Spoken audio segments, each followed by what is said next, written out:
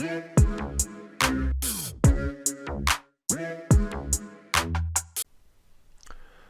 afternoon, everyone. It's 3 here in the UK. I think that would be about 10 American Eastern Time. It's Tuesday the 29th of September. The American market is running now for what, 42 minutes. And as you can see, things have changed after a very good day on Monday the 28th. The advances and the declines pretty much the same, and we've got a green light on the front page of VectorVest. Now that green light can change, but what cannot change is that the primary wave turned to up after trading yesterday. So the first measure of a trend reversal on VectorVest has taken place. It's still a very noisy signal, and certainly if that green light can be maintained where the composite is up day over day and week over week, that would add greatly to that signal. So as we go into the trading day, just one measure of the 6 VectorVest signals that I talk about has turned up.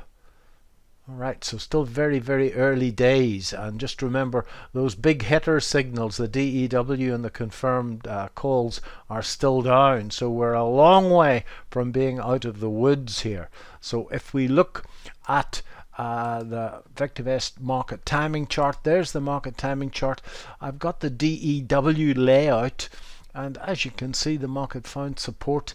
Let's go to a 6-month view at that old high, and it came back on 3 waves. And if I put on the DEW signals, which have been very good, that's where I started this campaign away back in April. That was an outstandingly profitable period, and now the DEW signal is still down. So a DEW signal up would be a great confirmation that we're on our way back up again, but a lot of headwinds before that happens. So let me just have a look at go back and what I've been looking at myself. The S&P is up 4 ticks after a really big day yesterday. That's very good indeed. So we pull up the S&P. There we are. And as you can see, it's in bars because that's because I look at it and trade it myself. Let me get rid of all the stuff for you. First thing is that this pullback, and I drew this last weekend, I won't put it on again, but that was a 62% retracement between the low in June and this high that we made at the start of September, on the 2nd of September. It's pulled back in 3 waves. Always quite positive, but when I was schooled in this so many years ago, the old traders talked and loved what's called island reversals, and this is an island reversal where you see there's a gap down and a gap up. That's the most positive thing that I can see on that chart. Now, folks, this thing pulled back in what traders would call an AB equals CD wave, but the really important part is these closes. So that's the highest close, and for this low to be really confirmed, a close above, I think that close is 3405. A close above 3405 would be really important indeed. So as we go into the trading day, just one measure of the trend on VectorVest is turned up. Nevertheless, I have taken some positions. And just remember that this is not for everybody. As they say in the TV shows, don't do this at home. So that's what I've looked at. Now on Monday afternoon at our VectorVest Q&A here in the UK, I told everybody that if gravity didn't move up, I would eat every book on technical analysis I had, and I'm glad to say that I don't have to do that anymore. This was a share that's got impeccable VectorVest credentials. It's a small cap and tiny by American standards, but it's trading at 147. VectorVest believes it's worth 207. The RV is 1.57. The RS is 1.31. Growth 26%. CI 1.57. So outstanding VectorVest fundamentals. And it is a classic example of what you can do with a little bit of price and volume analysis. So if I put on the volume here, This is just classic. If I was, in fact, I'd be doing a short-term trading course relatively soon here in the UK, and I'll have this in as an example. This market pulled back. This is what I call a spring, but then it bounded up on big volume, and then bounded up in big volume, and then it goes sideways on hardly any volume. And I said to everybody on Monday afternoon, as I say, if that doesn't go up, I'll eat all my book on technical analysis. And it for once in its life, it did what it was told, and it moved up. So I bought a little bit of it yesterday afternoon, and my stop was already at entry. I don't know what's going to happen. As I say, that 3405 level on the S&P is absolutely critical, folks. A close above that, and I think even by that stage the DEW will probably have turned up, and I think that we can be an awful lot more aggressive in the market. But nevertheless, gravity going well, and that was as close to a sitter as I've had in a very long time. Let's look at the rest of them. These are all small positions, and I'm reasonably happy with them. This is AMD. Now, those of you that know me as well will know that I sat in the AMD down here, and that was probably the best trade of this year, because when it went, it just flew up the page. Now, AMD has pulled back, and as you can see, it pulled back and took out this low. It's not a classic spring because it made a new high. So it's a bit of what Mr. Wyckoff would have called, in his own words, an agricultural spring.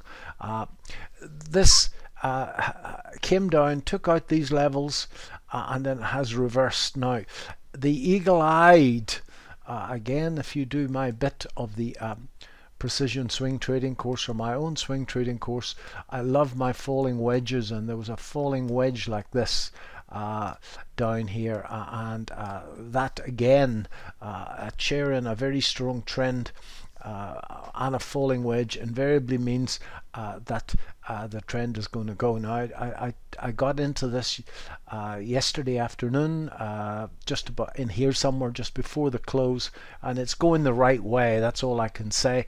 I'll do my best. My stop at the minute is under this low, and I'll do my best to get that stop into the 2-day low at least before the end of play today. I have a behavioral finance problem. I think many people have the same problem, in that if I've made really good money in a share, I tend to be attracted to it again. I know it's wrong, but I am aware of it. Nevertheless, it's what in fact got me looking at AMD yesterday, and we shall see what happens. But markets tend to move out of falling wedges very quickly indeed, and also all of these people that were long here would have had their stop underneath that low. Those people are all now roadkill. Markets don't like people getting rich who shouldn't be getting rich, so they tend to eliminate those people along the way. And one of my rules is that I want to put my entries where the masses put their stops, and that would have been a cracking place to put your entry down there. Got in a little bit after that. I'm not unhappy with that. I would like to see a lot of volume coming through that today. Now, I couldn't resist this on Target. And Target, this is a classic cup and handle. If I put on my 2 moving averages, people keep complaining that I don't put the moving averages in charts. That's because I've been looking at the damn things for 40 years, and I know exactly where they are. Markets tend to pull back to this 21 period moving average. And the 21's above the 55 all is good. Clearly there was news here with this huge gap, huge volume, and then it goes sideways in this cup and handle pattern. I'll take off the averages. Another thing that I don't like is cluttered charts, and as you can see, this textbook cup and handle pattern, and I would expect that to keep going. Nobody knows what's going to happen next, folks. Only a complete idiot would say that they know what's going to happen next in this environment. But I'll do my best to get my stop in. My stop at the minute is under that 150 level, and I'll do my best to get my stop in. I'll probably pull it up to that 2-day low before the close of play today. The best trades just go. You don't have to sit and sweat in them forever. And the last one is the GDX. I spoke yesterday afternoon at the UK Q&A about the gold market, and I haven't bought any gold shares in the UK as yet, but I felt that a spread bet on the GDX was worth it. This market has pulled back, and the gold bullion market charted a bit of confirmation yesterday, so the GDX moving up a little bit. GDX is the Van Eck Gold Miners. It's an exchange traded fund of many of the big miners, and again my stop loss is still under this level, and I'll do my best to get that stop loss up as fast as possible. In this environment, ladies and gentlemen, when I've made as much as I've risked on any of these positions, then I'll take half off and get my stop loss to entry. I've already done that on Gravity. I'd never heard of Gravity until Sunday afternoon when I was doing my due diligence. Okay, so that's what I've done. They're very small positions. I will add to those positions as soon as the VectorVest signals start to come in. As I say, that's the SPX.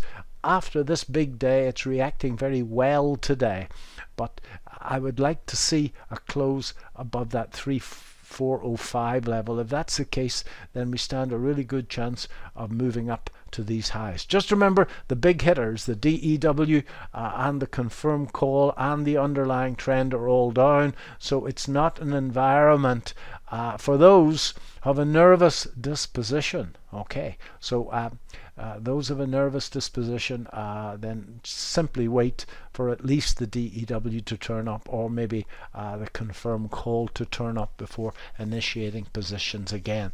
I'm still confident that we're going to see a run into the American election, but that's just my stomach talking. I assure you that I'll be trading the market and not my intuition. I hope you found this useful, folks. If you do get into the market, just remember to size your positions correctly. Any one trade, you should lose a maximum of 1% of your equity, and no point in putting a stop loss in place if you're not going to adhere to that stop loss. Okay, so this is an environment where one moment of weakness will in fact prove very costly indeed. Key levels on the S&P: 3405 on the upside, 3200 on the downside. If you see it getting down below 3200, then simply run for cover. I hope this was okay. Thanks very much. Bye bye.